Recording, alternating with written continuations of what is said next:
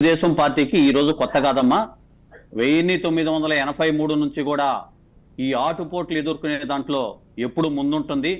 ఇక్కడ నాయకులు లేకపోయినా కూడా కార్యకర్తలు నడిపించే అటువంటి పార్టీ ఇది.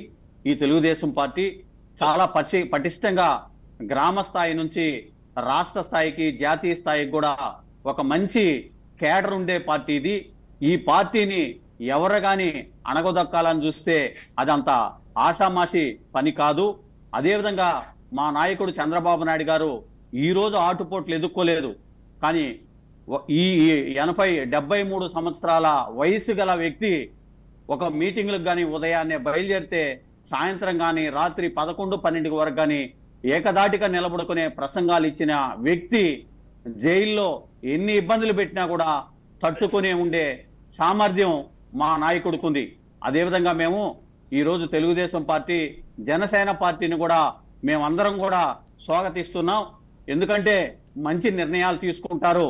అధ్యక్షుడు లేకపోయినా కూడా మా కార్యదర్శి గారు లోకేష్ బాబు గారు చాలా యువగలం పాదయాత్ర నుంచి ఈ అందర నోర్లను కూడా ముయించి చాలా స్పష్టంగా కూడా స్పీచ్లు కూడా ఇచ్చే రాటుదేలిన నాయకుడిగా ఎదిగినారు.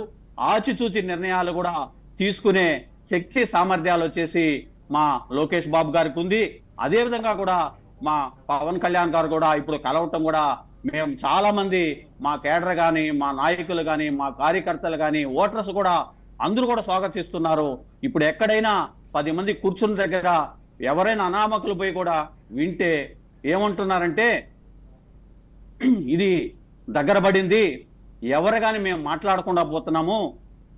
డిసెంబర్ నుంచి చూడండి వ్యతిరేకత ఏ విధంగా ఈ వైఎస్ఆర్ పార్టీకి ఇంకా పుంజుకుంటుంది. అందరూ బయటకు వస్తారు. ఓటైన ఆయుధం మా చేతుల్లో ఉంది. ఆ ఓటైన ఆయుధాన్ని మేము స్పష్టంగా ఆ రోజు నిరూపిస్తాం. గత ఎమ్మెల్సీ ఎన్నికల్లో చూడండి, డబ్బులు విచ్చలవిడికి కూడా వైఎస్ఆర్ పార్టీ పంచినా కూడా, మా పార్టీ కూడా డబ్బులు పంచకపోయినా కూడా ఎమ్మెల్సీలు కూడా గెలిపించిన ఒక పార్టీ ఏదైనా ఉందంటే అది తెలుగుదేశం పార్టీ అని ఘంటాపథంగా మేము చెప్తున్నాం.